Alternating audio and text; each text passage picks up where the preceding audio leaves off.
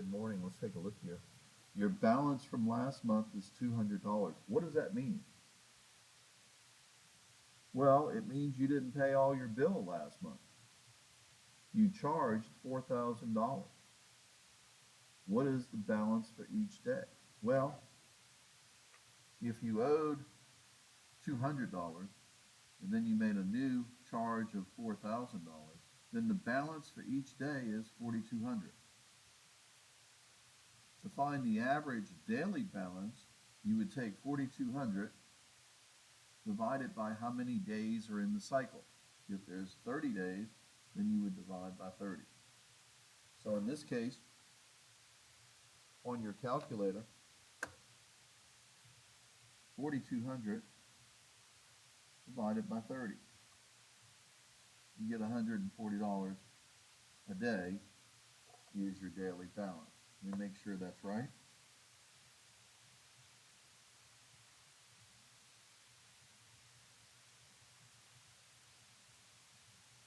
Okay, so you had an average of $140 each of the 30 days.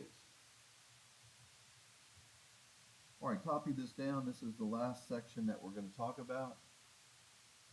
Billing cycle is a set amount of time used to calculate your finance charge. Usually it's 30 days or 31 days, or if it's February, maybe 28 days or 29 days. A credit card statement is info about your activity. What have you been doing? Do you have late charges? What's the interest rate? You have an account number. It is a unique number that is only for you. So when you pay a bill, you write down the account number so they know who you are. A credit line is an amount of money that they give you that you can charge. So you might have a credit line of $1,000. You can't charge more than that without calling them and trying to get a new amount. A due date is where you have to pay it by.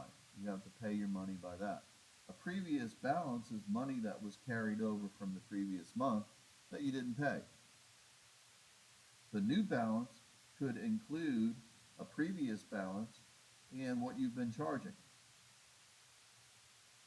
A finance charge is you didn't pay all the money at the end of the month, so they're going to charge you some money for using their money. A late charge is you didn't make your payment on time. That was the due date. You failed to pay it by the due date, so they hit you with a finance charge. Minimum payment is the least you can pay and still be in good standing. And the monthly APR is taking the annual APR for the whole year and dividing by 12. All right, we're going to turn now, open up a book to page 189.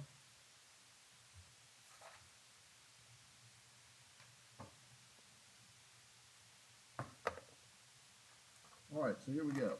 189, example 1. Okay, let's read it together.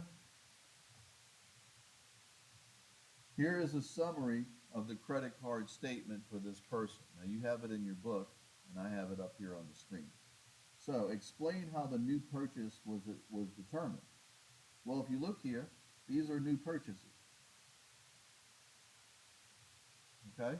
So if you add that up, you get the new purchase amount.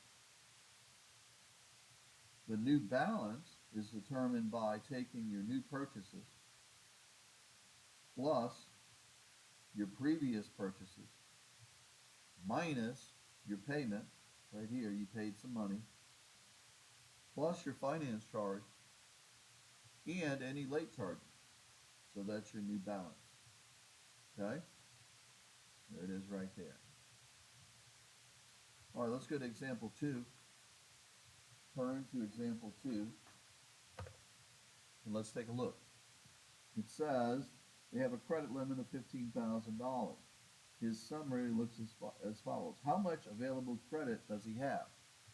Well, you're going to take your previous balance, okay, minus your payment, plus your new purchases, plus your late charge, plus your finance charge, and you're going to subtract all of that from your $15,000.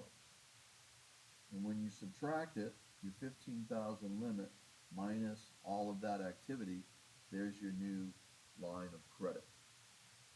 All right, last one. Let's take a look at this one. Determine the error. Well, you have a previous balance. You made a payment, so you subtract that. You got new purchases. You add your late charge, add your finance charge, and they give you a new balance of this. Well, she added it all up, and she got this right here. But they didn't include her payment. So here's a payment of $100, and they didn't include it. So you got to call them and correct it. Okay? Today's work is going to be a worksheet, and that's going to be worksheet B. This is going to be a credit card statement worksheet. You can't be with us, there it is. You can copy it down. Okay, make sure you label it as worksheet B. And there's the back part. Okay, so what we're going to do first is Albert I.O., and then we're going to do the worksheet. All right, now let's turn our attention to college algebra here.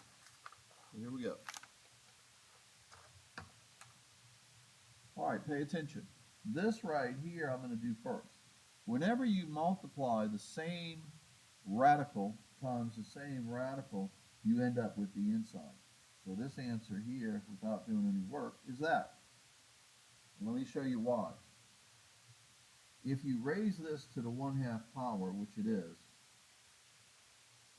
and you raise this to the 1/2 power, which it is, because it's the square root, so it's going to look like this. Now that you have the same inside, same base, you can add the exponent. So 1/2 plus 1/2 is 1. So you end up with this to the first power, which is itself. Make sure you understand that. If you multiply the same thing, radical times the same radical, you end up with just the inside. All right, so with that in mind, let's take a look up here. So essentially, we have two radicals here, and we're going to move this one to the other side since it's a negative. So I'm going to say the square root of -3 minus 4x is equal to 1 plus the square root of -2 minus 2x. That's my first step. Your second step is you're going to square both sides. So when you square it, this is very nice because it all drops out. This one you got to do FOIL. So first times first, 1 times 1 is 1. This times itself is just going to be this. And then you got this times 2. So that's going to be plus 2 of these. Like that. Then what you have to do is isolate this by itself. So you're going to move the 1 over here, which becomes a negative. You're going to move the 2 over here, which becomes a positive 2. And then you're going to move the 2x over here, which becomes a plus 2x. And when you add this up, you get a -4 plus 2. That gives you a -2. This right here gives you a -2x is equal to, and then here you're going to get 2 square root of -2 minus 2x. Now you're going to divide by 2 nicely. You're going to get a -1 minus x is equal to the square root of -2 minus 2x because those cancel. And if you're still with me, now what you're going to do is square both sides and finish it up. This cancels. So you get -2 minus 2x. This becomes -1 times 1 is 1. -x times x is a positive x squared. This times 2. That's going to be a positive 2x, I think. So the plus 2x. So now what you're going to do is get it equal to 0. So you're going to add 2. You're going to add 2x. And then you're going to use the quadratic equation. So if I didn't mess up on any of this, you're going to get this. Everything that I said is essentially correct. So you're going to use 1, 4, and 3, and then you're going to use your quadratic formula. Okay? Big problem, there it is. Absolute value, there's 3 cases. This is a new section. Copy this down. Remember, you have a test this weekend. All right, you have 3 possibilities. I call this one the sandwich. And the reason why is the inequality right here points to it. Look, see how it points to the absolute value? Right there? There's the absolute value. When it's like that, it's the sandwich. So whatever's here is squeezed in between a plus and a minus. If it's equal to, it's going to be the same and opposite. The opposite being that. So same and opposite. Write that down. This one points away. The arrowhead points away from the absolute value. This one is going to be the same and opposite. And when you do the opposite, you got to switch the sign. Put a little note by that. Switch. Okay? So you got three possibilities. You got the sandwich, which is easy, and then you got the same and opposite. Okay, so let's take a look here. Copy down number one. All right, notice that the inequality faces towards the absolute value, so this is called the sandwich. So this is going to be squeezed in between a -2 and a +2. Now you have three parts. You're going to add 5 to all three parts. When you add 5, you get x is squeezed in between 3 and 7. So how do you graph it? Here's 3, here's 7. It's not equal to, so you leave it open, and it's squeezed in between. So x is in between 3 and 7. This one right here points away, so it's going to be the same. X plus 3 is greater than or equal to 7. And then the opposite. X plus 3 is less than or equal to -7. So you switch this, and you change the sign. And then you got to work it. So you're going to subtract 3. Remember, if you multiply or divide by a negative number, the inequality changes. Okay? All right, and the last one here, it points towards it, but you got a number here. So you got to get rid of this number first. So you're going to multiply by 2. So you're going to get the absolute value of x plus 1 is less than or equal to 6. Now you have the sandwich, because the inequality is pointing towards the absolute value. So it's going to be x plus 1 is squeezed in between a -6 and a +6. And then you work it out by subtracting 1. Today's work is Albert I.O., and then you're going to do some of these. Have a good morning. See you in class.